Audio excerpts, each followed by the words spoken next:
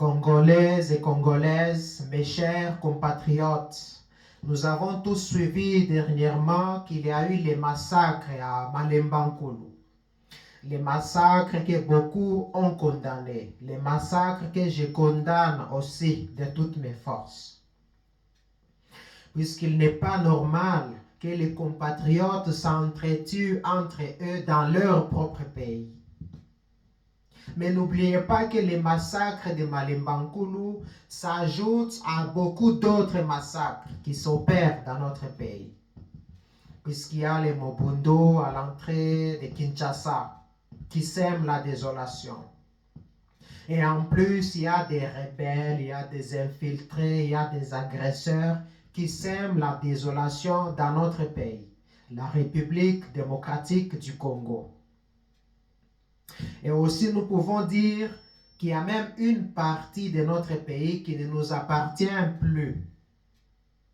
Ça veut dire qu'il y a des désordres, il y a des poches d'insécurité ça et là. Et plusieurs de nos compatriotes sont en train d'errer ça et là comme de déplacer dans leur propre pays. Des gens qui sont des exilés dans leur propre pays. Il y a beaucoup de désordres. Mais la bonne question qui reste à se poser, c'est qui est le responsable de tous ces désordres? Mes chers compatriotes, cessons d'être hypocrites. Beaucoup de Congolais tournent autour de la cuillère. Beaucoup de Congolais, quand on leur montre la lune, eux, ils regardent le doigt. Beaucoup de Congolais ne veulent pas voir plus loin que le bout de leur nez. Puisque nous savons que les attributions de l'État, parmi les attributions de l'État, l'État est appelé aussi à protéger la population et ses biens. Mais si la population se règle des comptes, si nos compatriotes se règlent des comptes entre eux, c'est qu'il y a l'absence de l'État. Il y a l'inexistence de l'État. Notre pays n'est pas gouverné. Nous pouvons dire que tous ces désordres qui se passent dans notre pays, c'est puisque l'État a failli. C'est tout ce qui se passe dans notre pays s'y passe tout simplement puisque le président a failli. Le plus grand coupable, c'est le président de la République. Cessons d'être hypocrites. Il ne faut pas dire que voilà, les Katangais n'aiment pas les Kassaïens n'aiment pas les Katangais, et ainsi de suite. Moi-même qui vous parle ici, je suis né dans la province du Katanga. Je ne l'ai jamais décidé, je ne l'ai jamais choisi. C'est Dieu lui-même qui a voulu que je puisse y naître. Et ceux qui sont nés au Kasaï ou qui sont Kassaïens, ils ne l'ont jamais demandé à Dieu. Dieu l'a décidé ainsi. Nous sommes appelés à vivre ensemble comme des frères et sœurs. Et d'ailleurs, les Kassaïens et les Katangais, les deux peuples se sont mariés entre eux, ils se connaissent très bien, ils savent comment ils peuvent vivre ensemble, malgré certaines déviations de part et d'autre. Mais le coupable, c'est le président de la République. Puisque si les compatriotes commencent à se régler des comptes entre eux, c'est-à-dire que la rigueur de la loi n'existe pas. Les coupables doivent subir la rigueur de la loi. Si les gens s'entretuent, les autres se plaignent, ça veut dire que l'État n'existe pas. C'est le président de la République qui a failli. Puisque beaucoup d'analystes que j'ai écoutés, c'est bien de sensibiliser les Katangais, de sensibiliser les Kassaïens. Tout cela, c'est bien beau. Mais vous êtes en train de régler les problèmes de façon superficielle. Vous êtes en train de régler les conséquences sans vous attaquer à la vraie cause. La vraie cause, c'est le président de la République. Il a échoué sur tous les plans. Et cet homme-là ne devait pas se représenter. Il est là, il est encore candidat. C'est pour qu'il puisse encore nous présenter des scènes de désolation. depuis les jours de sa nomination, puisqu'il avait été nommé, nous l'avons vu prononcer un discours en train d'y glisser des termes satanistes comme ça. Il n'a jamais expliqué pourquoi il l'avait fait. Donc il savait ce qu'il était en train de faire. Nous l'avons vu, il a accepté de prendre la présidence malgré qu'il n'avait eu que 15%. Et une fois devenu président, nommé président, qu'est-ce que nous n'avons pas vu? Le président n'a fait que voyager. Il a effectué autour de 288 voyages. Il a passé très peu de temps au pays. Quoi de plus normal que de constater tous ces dégâts? Puisque si le président était présent au pays, il allait voir comment sécuriser la population et ses biens. Mais le président n'a été que dehors. Mais je suis très étonné, très surpris qu'il n'a pas reçu le prix Nobel de voyage.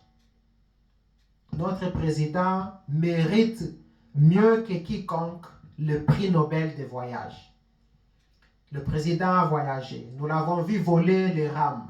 Nous l'avons vu collaborer avec les voleurs. Des gens qui ont été à la base du pillage, des détournements. Ceux qui ont été mis en prison, on les a lâchés et puis on leur a donné des postes.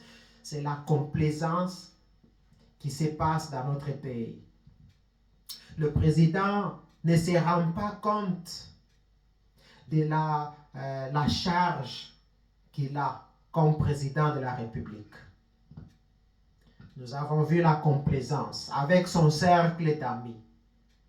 Ils ont fait ce que l'on appelle l'apologie du luxe. Le président, s'il n'est pas en voyage, il est au pays en train de faire la fête pendant que ses compatriotes sont en train de mourir. Il y avait eu des pluies qui avaient détruit des habitations, des pluies qui ont tué certains de nos compatriotes. Mais le président ne s'était jamais prononcé. À la place, nous l'avons vu en train de faire la fête. Il est là comme parrain des fêtes, parrain des mariages, des baptêmes. Un président de la République, nous l'avons vu aller passer nuit au deuil. Donc vous comprenez que notre président n'a pas eu de remords. Il n'a pas communié avec la souffrance de son peuple. Nous attendions de lui qu'il présente ses excuses et qu'il dise que la fonction du président de la République m'a dépassé. Nous attendions qu'il ne puisse pas se représenter pour un deuxième mandat. Mais le monsieur n'a pas de gêne. Le monsieur ne peut pas comprendre l'enjeu. On le voit, il est encore candidat.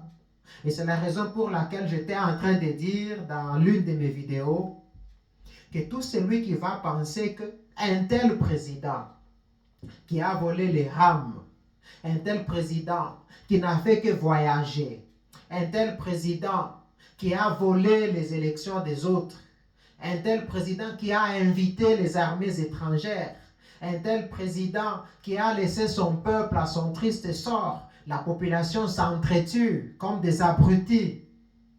Un tel président ne mérite pas un deuxième mandat. Celui qui pense que c'est Félix ou rien, eh bien que Dieu lui pardonne. C'est un aveugle. Il ne comprend pas l'enjeu du pays.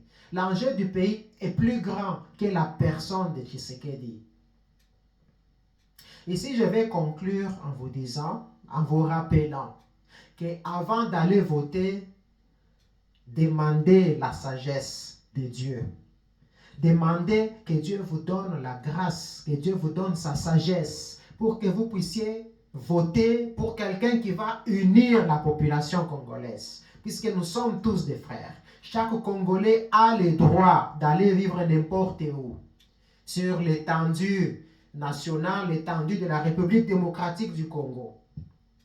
Nous sommes appelés à vivre ensemble, en cohésion. Mais si le président n'arrive pas à nous faire vivre ensemble dans cette unité, dans cette cohésion, c'est-à-dire que ce monsieur-là a failli. Il mérite de partir tout simplement. Mes frères et sœurs, je l'ai dit par miséricorde, puisque j'ai besoin de voir que le Congo puisse aussi évoluer dans la bonne direction. J'ai voyagé dans beaucoup de pays, j'ai vu ce que j'ai vu et j'ai honte quand je vois ce qui se passe dans mon pays, la République démocratique du Congo. C'est la raison pour laquelle je parle. J'essaie, j'insiste, je parle pour que les choses changent dans notre pays. Et pour que les changements arrivent, cela passe entre autres par les élections. Il faut faire un bon choix. Il faut choisir pour quelqu'un qui va enfin relever les défis. Que Dieu vous aide pour que vous puissiez y parvenir. Mes chers compatriotes, devenez la meilleure version de vous-même. Vous êtes un peuple grand, un peuple qui doit avoir un avenir radieux, un avenir meilleur. Mais tout cela passe par vous. C'est vous qui devez vous décider.